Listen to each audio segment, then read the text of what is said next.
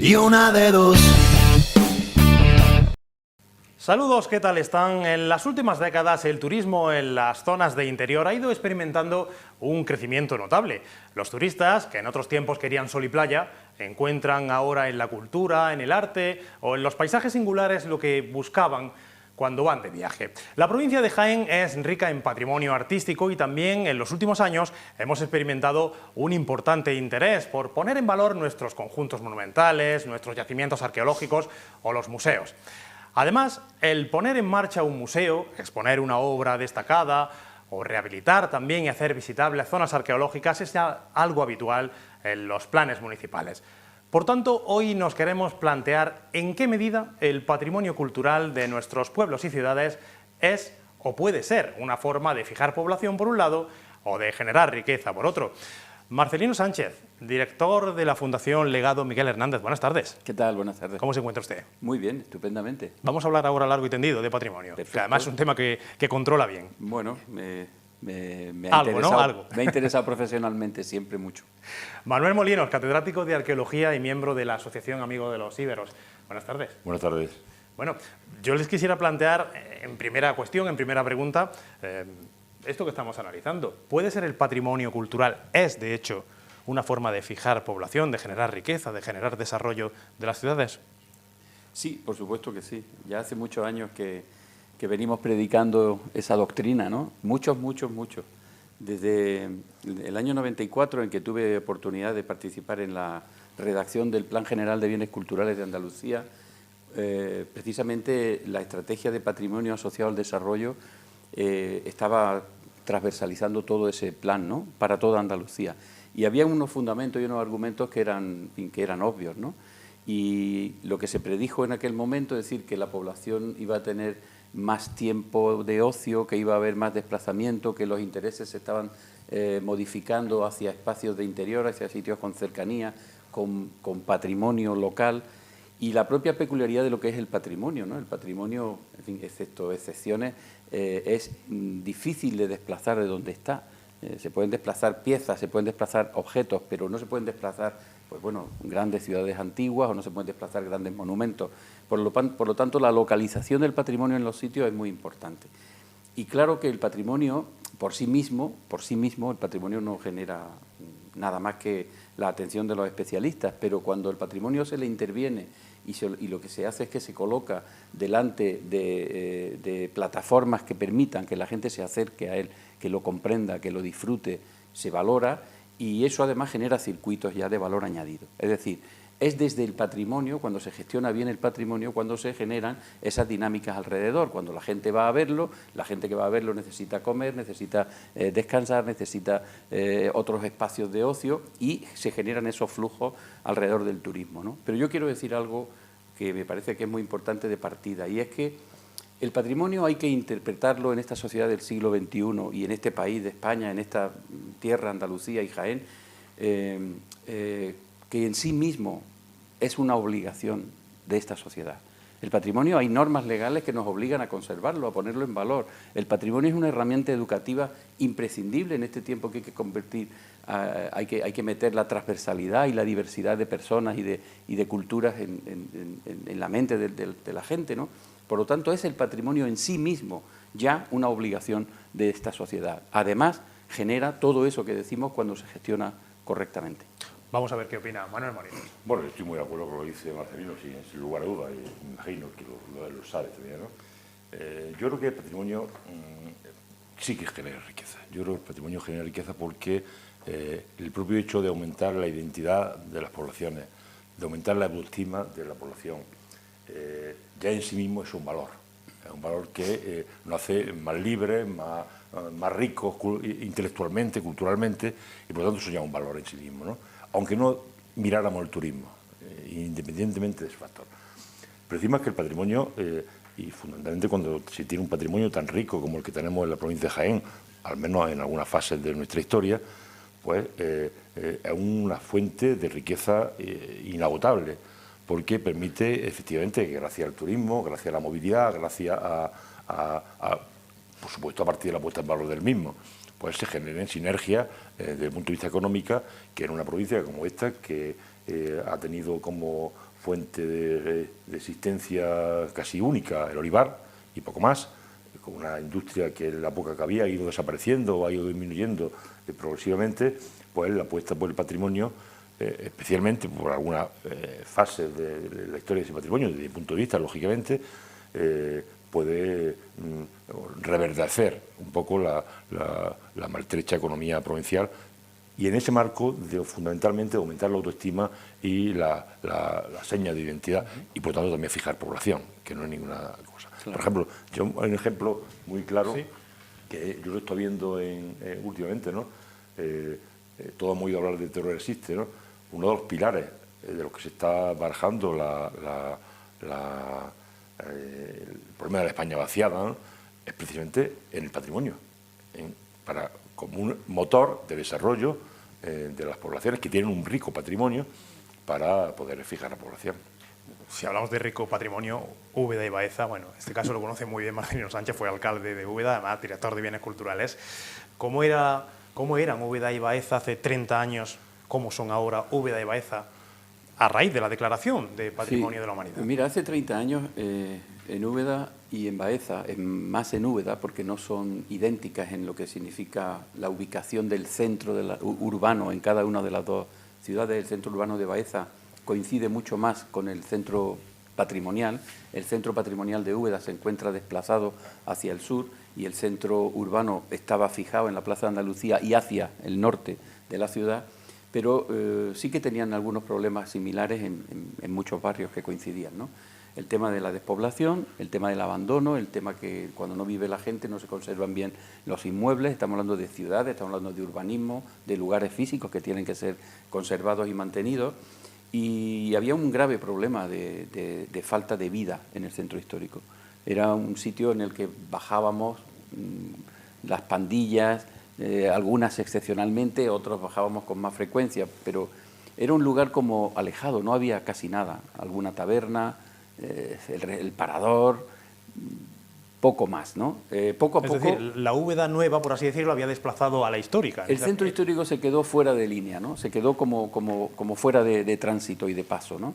Y eso se ha ido cambiando afortunadamente para bien, ¿no? Ha habido cada vez más personas que han decidido que merecía la pena vivir en el centro histórico y hacían un esfuerzo para rehabilitar, y ha habido bastante vivienda de rehabilitación, ha habido ayudas públicas para que se invierta en la adquisición de edificios y puesta en marcha de viviendas reformadas, ha habido ayudas públicas para que las personas propietarias de viviendas que necesitaban remodelación han podido acceder a ellas, y yo creo que además ha habido una estrategia muy sostenida de remodelación urbana, no tanto de lo que son los cambios de calle, sino al revés, es decir, de respetar, de volver, de valorizar con materiales adecuados y de dar esplendor a grandes espacios urbanos, que yo creo que esa ha sido también otra de las grandes apuestas que han permitido que el centro histórico sea ahora, yo creo que un lugar, en fin, excepcional y súper bien valorado por todas las personas que se acercan. Y el tema de los servicios turísticos, ¿no? Imprescindibles. Ya se han puesto en marcha muchísimos hoteles, muchísimos. Antes teníamos problemas de habitaciones, ahora yo creo que Úbeda puede ser el lugar de la provincia de Jaén. No sé si metemos a toda la Sierra de Cazorla quizá no, pero en proporción probablemente de los que tengan más oferta hotelera y también gastronómica, ¿no? Con un montón de restaurantes de una calidad excepcional, con un montón de bares que saben que tienen que dar un compromiso con la calidad, porque quien viene a Úbeda es un turismo, yo creo que ciertamente viene buscando esos parámetros de calidad por encima de la media. Y en el caso de la provincia de Jaén, o también podemos centrarlo si queremos en Jaén capital, el mundo íbero. Un mundo, bueno, por el que no se nos conocía prácticamente antes nada. Es decir, la provincia de Jaén hace 30, 40 años era la provincia del olivar, la provincia del aceite de oliva. Ahora podemos decir que también es la provincia, por ejemplo, de los íberos, del Renacimiento, por supuesto. Pues mira, en Jaén hace 30 años, no más. La única visión que tenía del mundo ibérico era la que teníamos los profesionales, que llevamos ya años trabajando, pero poco más. El Museo Provincial era una especie de cementerio, de gran cementerio, donde se amontonaban decenas de cerámicas, sin una historia que contar, sin una contextualización, sin que la gente pudiera sencillamente informarse o formarse al respecto de lo que había sido aquel pasado que evidentemente se presumía importante, ¿no?, por los restos aparecidos, y no había ni un solo sitio arqueológico ibérico que pudiera ser visitado o mínimamente interpretado in situ. No existía ese tema. Es cuando el momento en que la Diputación Provincial, fundamentalmente, a partir de una propuesta que hacemos desde la universidad, plantea el viaje al tiempo de los iberos como una gran apuesta de cultura en el territorio o de arqueología en el territorio. Es decir, trascender la idea del museo, trascender la idea de las piezas allí acumuladas y hacer una combinación entre paisaje, territorio y sitio arqueológico y museo. Y surge el viaje al tiempo de los iberos, ¿no? Y desde entonces, bueno, pues se han ido incorporando ayuntamientos cada vez más. Si hace 30 años los alcaldes de muchas localidades despreciaban olímpicamente el patrimonio porque no les interesaba, porque no lo veían como un recurso, hoy, bueno, si yo veo los alcaldes que tienen en sus términos municipales patrimonio arqueológico ibérico, todos, yo creo que sin excepción, quisieran que se hagan excavación arqueológica, nos están llamando, que queremos incorporar al viaje al tiempo de los iberos, están buscando la mínima oportunidad para poder, porque están viendo que hay movimiento. Incluso podríamos decir que hay una competencia sana entre municipios por destacar el valor de un yacimiento o de una zona arqueológica. Yo creo que en este caso hay más una línea muy interesante de colaboración. Es decir, porque la ventaja que tiene el viaje al tiempo de los iberos, en general la arqueología, también el patrimonio en general, ¿no?, es su complementariedad. Es decir, aquí en la provincia de Jaén tenemos ciudades, oppidum como el de Puentetabla, magníficos, grandes centros romanizados como Cástulo, tenemos santuarios como Castellar, como Despeñaperros, como El Pajarillo, tenemos lugares de conflicto donde se han desarrollado importantes batallas que trascendieron más allá de lo que son los límites de nuestra geografía, ¿no?, durante la Segunda Guerra Púnica, por ejemplo, ¿no?, también en otras épocas, pero en este caso lo tenemos de una manera muy complementaria. Con lo cual yo creo que es el propio viaje en sí mismo, es decir, el propio inmersionarse en ese recorrer los pueblos y ciudades de nuestra provincia, desde Cazorla hasta, desde Santo Tomé en particular, hasta Porcuna, que cruzamos toda la provincia y podemos combinarlo con el paisaje del olivar, el paisaje de la sierra, el paisaje del río y el paisaje de la arqueología. Enlaza esto mucho con lo que decía Marcelino Sánchez, ¿no? Y enlaza también con otros patrimonios. Cómo se gestiona el patrimonio, ¿no? Claro, evidentemente, ¿no? Vamos a hacer un receso en todo esto porque, claro, también se ha planteado en los últimos días un cierto debate sobre qué pasa si una pieza artística se descubrió en un municipio, en un lugar, y ya no está en ese lugar, está en otro museo, en otra zona. El caso más conocido lo tenemos en los últimos días con la Dama de Elche, la famosa escultura que se expone en el Museo Arqueológico Nacional de Madrid y donde algunos reclaman ya su vuelta definitiva a esta ciudad. En nuestra provincia, aquí más cerca, en Porcuna, su alcalde reclama que vuelva a su tierra otra pieza íbera que apareció en esta localidad, el conocido como Oso de Obulco, y que también está en el Museo Arqueológico Nacional. Miguel Moreno, alcalde de Porcuna, buenas tardes. Hola, muy buenas tardes, ¿qué tal? Bien, ¿usted cómo está? Bien, bien, aquí estamos con la lucha diaria. Cuéntenos, porque usted reclama el Oso de Porcuna al Arqueológico Nacional. Bueno, nosotros reclamamos todas las piezas arqueológicas que hay en el territorio español que fueron construidas en nuestro pueblo hace decenas de siglos.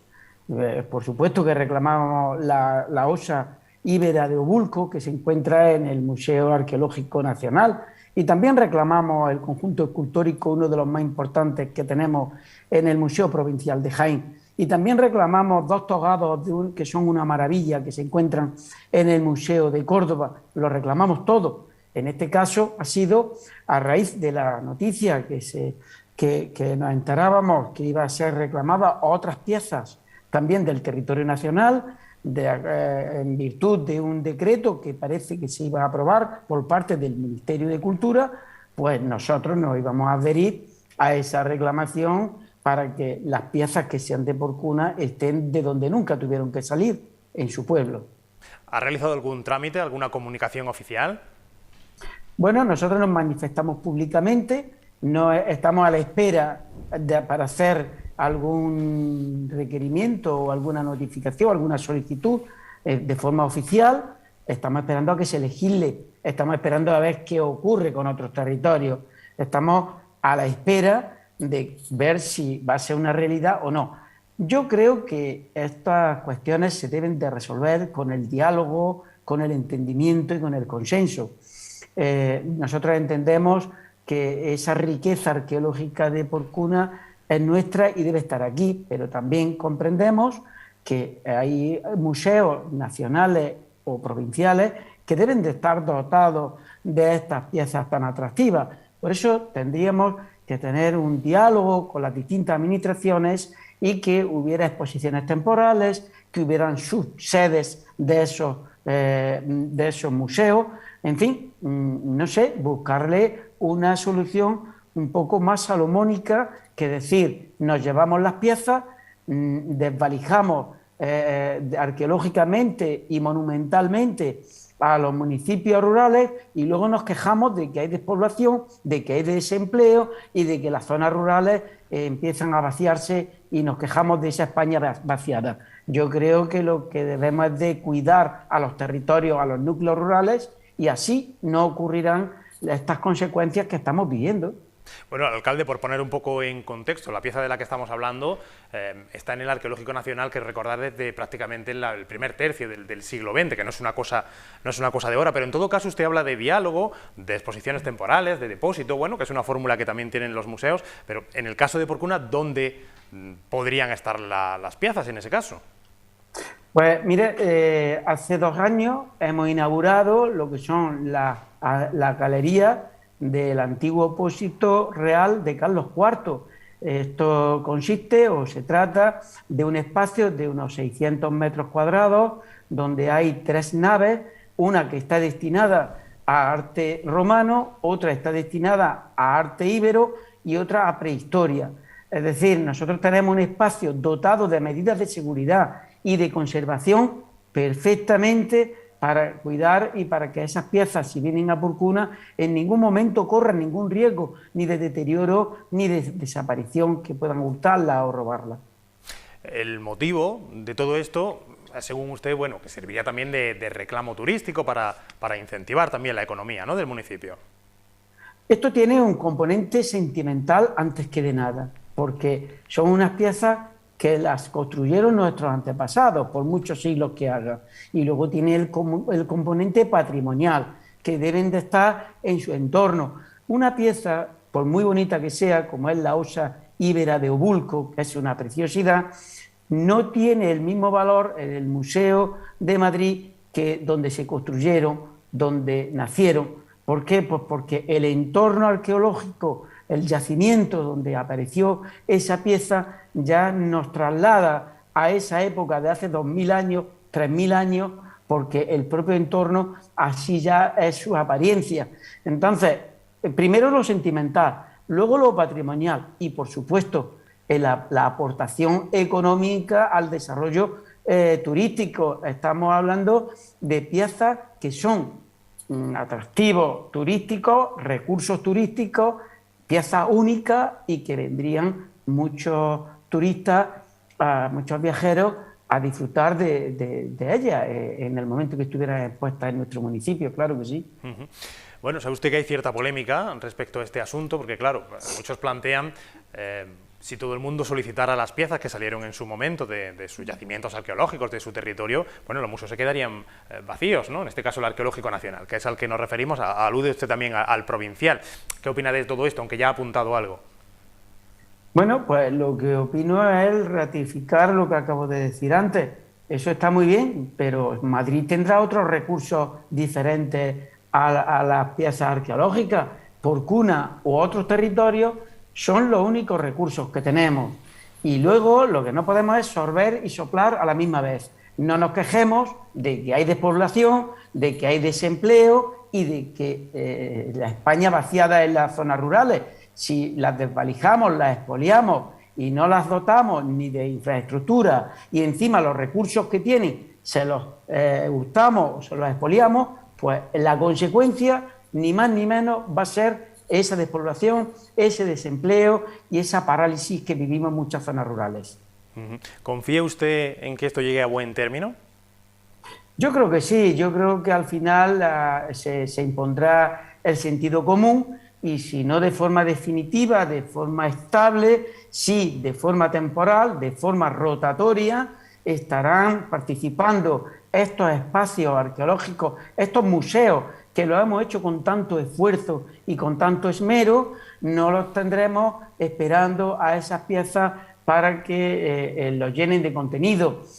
Ya digo, es cuestión de hablar. Nosotros tenemos muchas piezas aquí en Porcuna y si siguiéramos excavando habría muchísimas más. Porcuna hace 3.000 o 4.000 años pues, fue una de las ciudades más importantes del mundo romano, sobre todo hace 2000, cuando se acuñaba moneda, cuando se construyó un anfiteatro, cuando había cisternas para abastecer de agua potable a unas viviendas, cuando había barrios enteros de viviendas de una calidad enorme.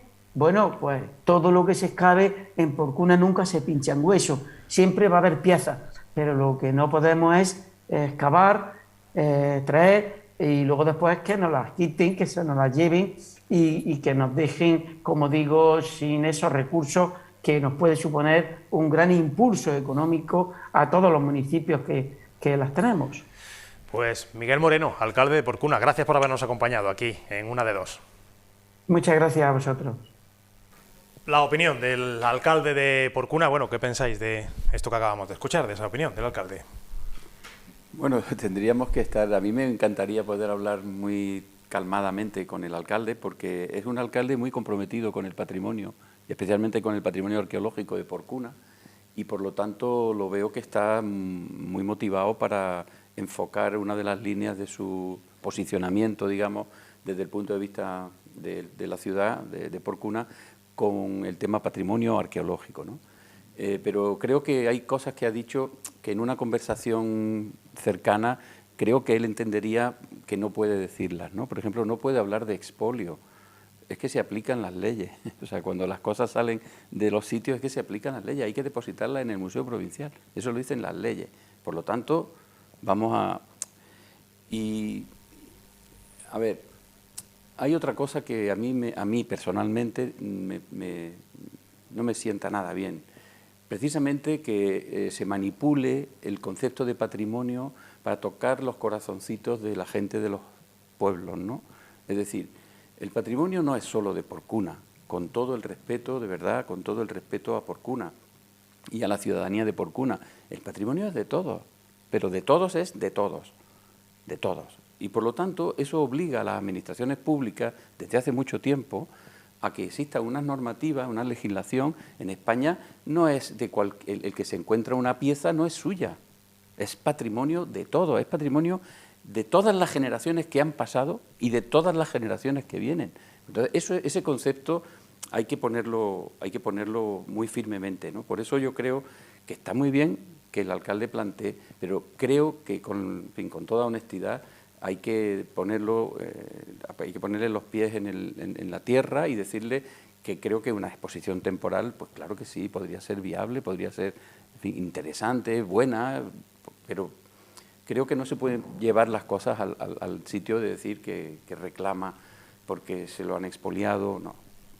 Todo lo contrario, yo creo que Porcuna tiene que ser inteligente también en plantearse que su proyección está en Madrid, porque en Madrid pone Porcuna y él tiene que buscar estrategias para conectar su ciudad con eso que en Madrid ve tanta gente que va al Museo Arqueológico o que va al Museo Provincial y que disfruta de esas piezas.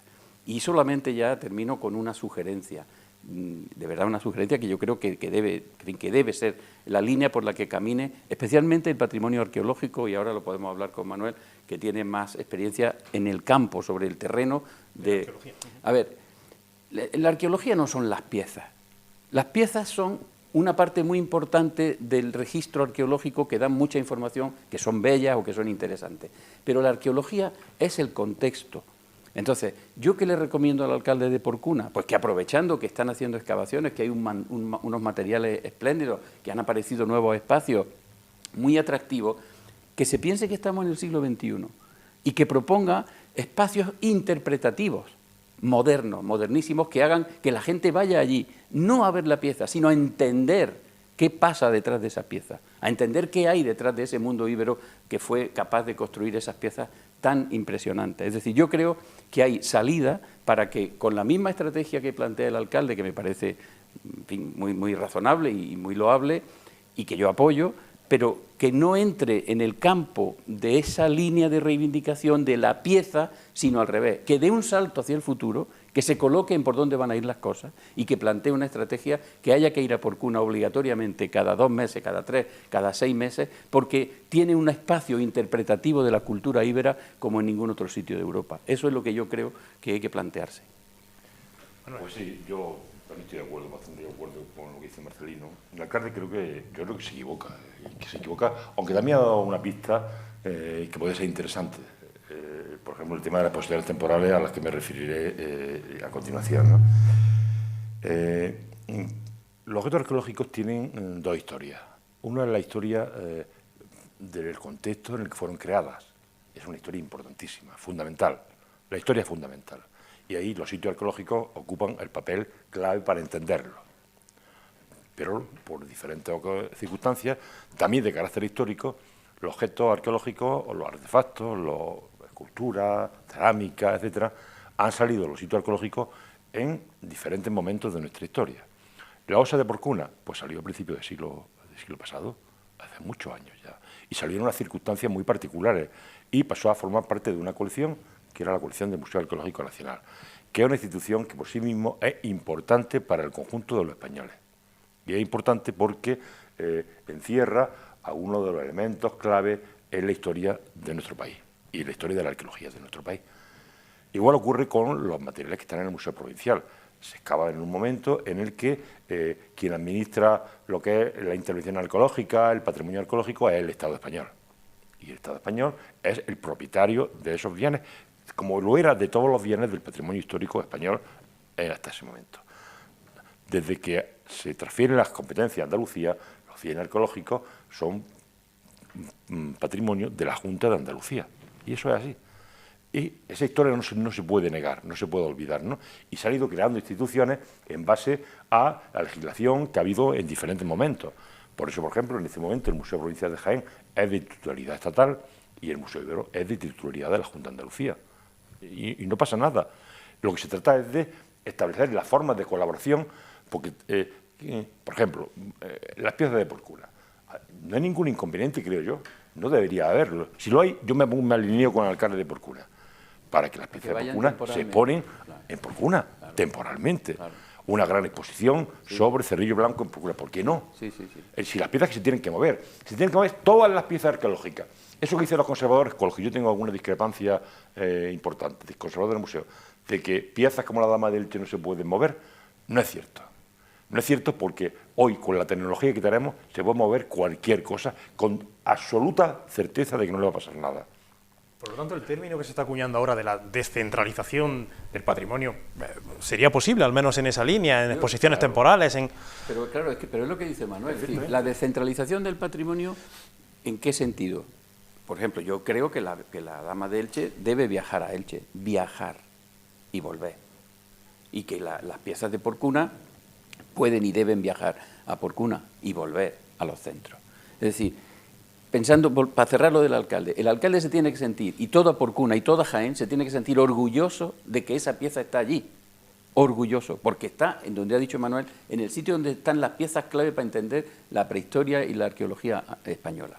Entonces, yo creo que es que además es fundamental que se establezcan otras estrategias para conectar con esto, que quizá en Madrid no se pueda hacer, porque en Madrid se ve la pieza en otro contexto museográfico y museológico. En Porcuna sí se puede explicar desde la raíz, desde el subsuelo, toda una evolución de milenios con las tecnologías presentes y con el material que ellos tienen allí, y con visitas temporales, o con restituciones visuales, o con restituciones físicas. Es decir, es que se puede ir mucho más allá. Por lo tanto, la descentralización del patrimonio, claro, pero es que el patrimonio yo creo que también está descentralizado.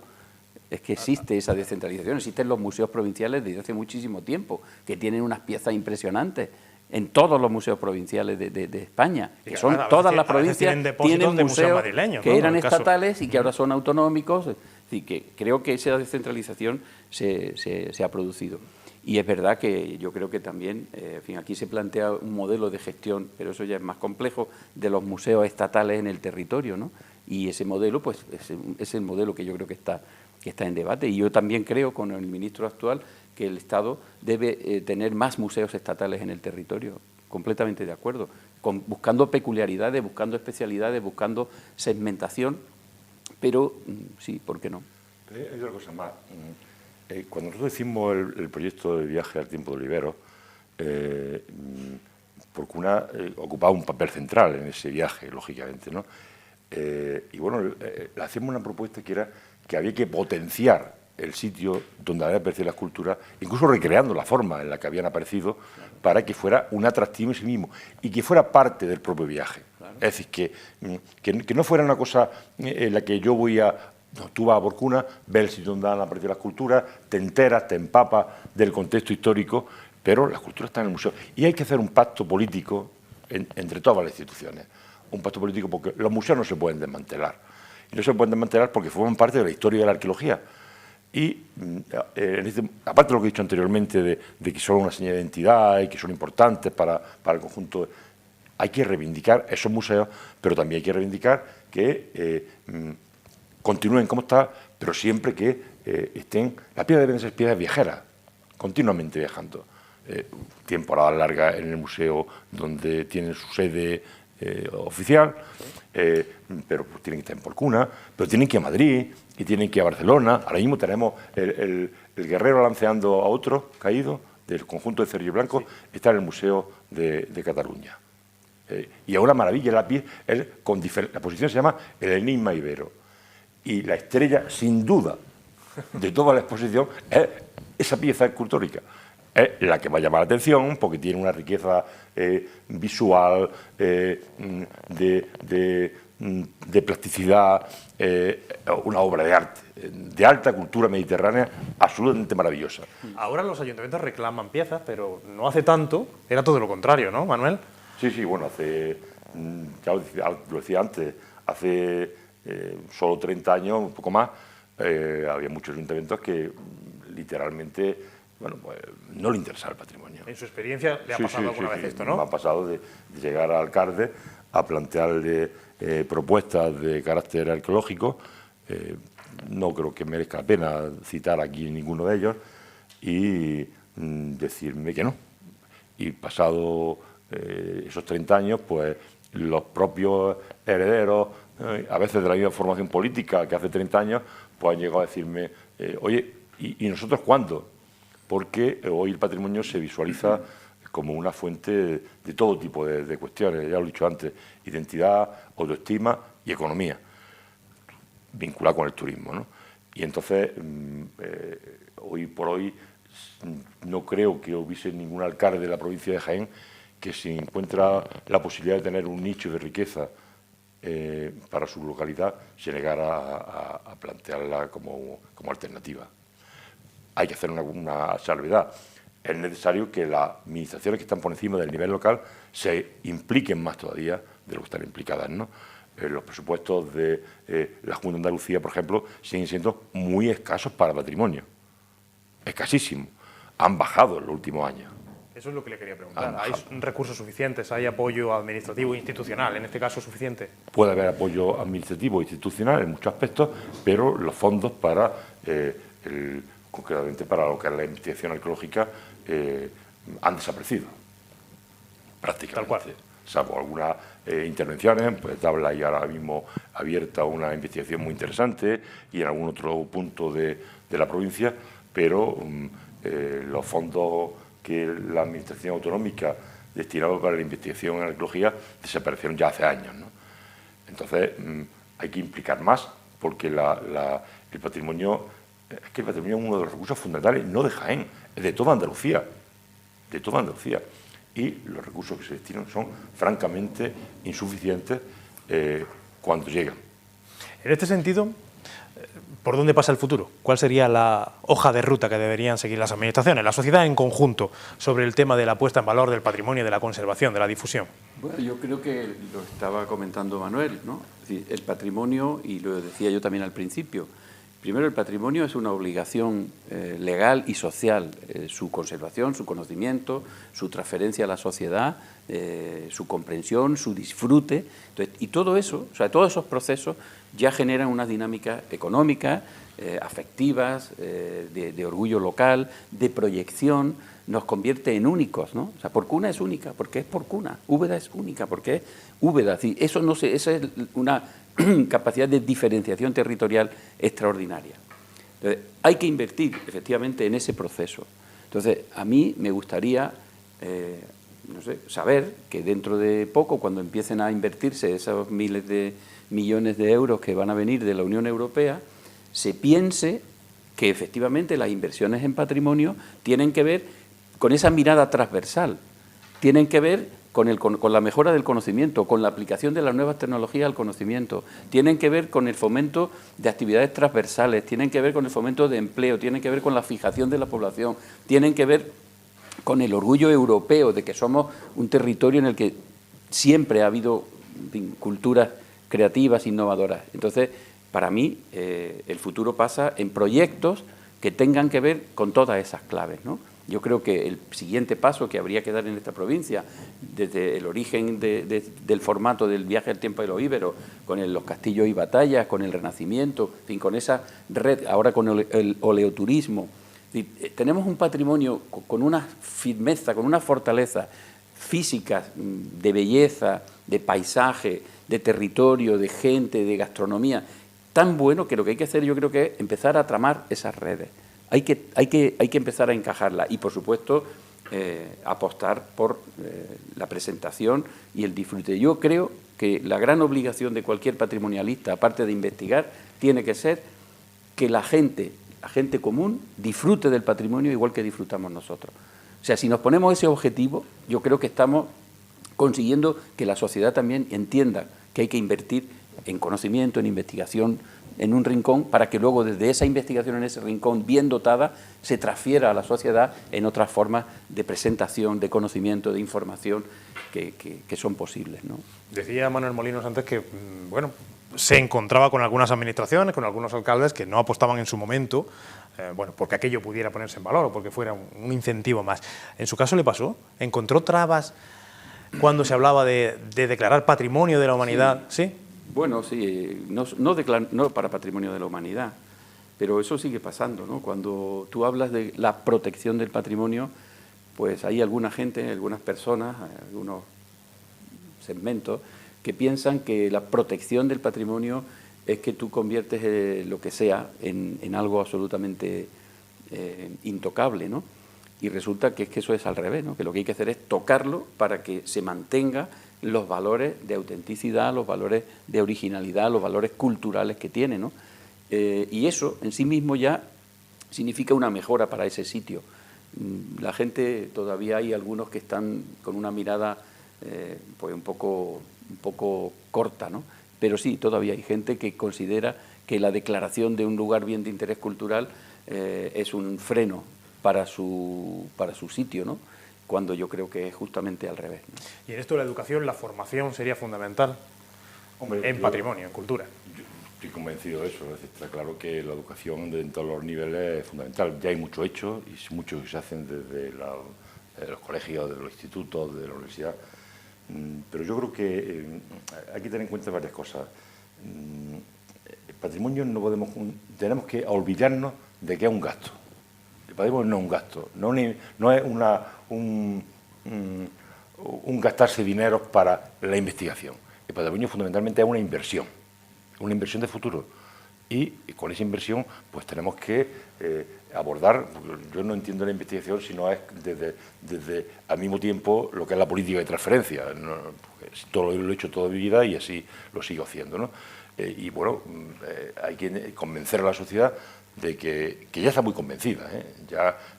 Ya no es como antes, que tú antes decías el ejemplo de que se declaraba un sitio bien de interés cultural y se echaban a temblar los municipios, ¿no? Pero eso está olvidado, ya al contrario, ya cada vez hay más gente que apuesta por el patrimonio, hay más sensibilidad social, y eso ha sido una consecuencia de que ha habido un mayor nivel de educación, de inmersión de la población en ese patrimonio, en todos los patrimonios, y bueno, la elevación del nivel cultural de la población, que ha sido muy notable en los últimos tiempos, ¿no? Y hoy sería, no sé, yo recuerdo no, porque yo no había nacido, o sí había nacido ya, pero recuerdo un caso que salió hace algún tiempo en el país, ¿no? Que hoy sería impensable. En el año 58, Franco, el dictador, pues tuvo un capricho personal. El capricho fue que para aumentar su amistad con los americanos, que acababan de firmar el pacto de colaboración entre los dos países, por el que se reconocía al régimen de Franco, pues se le ocurrió hacerle un regalo a través de la Fundación Rockefeller. Y cogió un claustro de una iglesia maravillosa, San Martín, de la localidad de Fuentedueña, me parece que se llama, creo que sí, en Segovia, y le regaló el claustro. ¿Qué ha pasado? El claustro fue objeto de una exposición maravillosa en el Metropolitan Museum de Nueva York. Sigue allí y está precioso. Es impresionante el claustro, como está allí, el ábside del claustro, como está expuesto, ¿no? La iglesia del pueblo este de Segovia está en total y absoluta ruina. En total y absoluta ruina. Eso es una... hoy el patrimonio no se puede entender así. No se puede entender así. Hoy el patrimonio tenemos que entenderlo como la puesta en valor de todo el conjunto de elementos que forman parte del patrimonio. Las piezas arqueológicas, para esto a los museos, independientemente de dónde estén situadas las piezas, esas piezas arqueológicas, los contextos, los sitios arqueológicos, los edificios, porque si no, lo que hacemos es una locura que no genera para nada ningún tipo de beneficio a nuestros pueblos y a nuestras ciudades. Yo me imagino a los habitantes de este municipio segoviano, cuando vean las imágenes de su claustro vendido por aquellas circunstancias tan espúreas al gobierno de los Estados Unidos, y vean la iglesia de su pueblo en ruinas, pues posiblemente se le hable de patrimonio y se echen a temblar. Y digan, patrimonio no sirve para nada.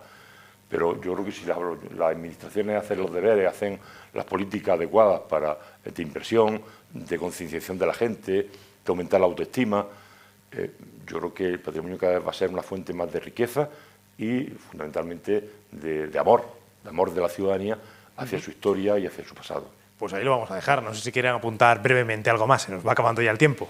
No, yo creo que está bien este debate y creo que hay que repetirlo y que hay que hacerlo, que hay que ampliarlo a más veces y a más perspectivas, ¿no? Porque efectivamente la capacidad que tiene el patrimonio en esta provincia especialmente, en toda España, en toda Andalucía y en esta provincia, de movilizar recursos, de movilizar conciencia, de movilizar entusiasmo, de movilizar interés por el pasado, pensando en el presente y orientado hacia el futuro, yo creo que es decisiva. Marcelino Sánchez, muchas gracias por habernos acompañado. De nada, encantado. Manuel Molinos, muchas gracias. Gracias a vosotros. A ustedes, como siempre, les espero la semana que viene. Muchas gracias.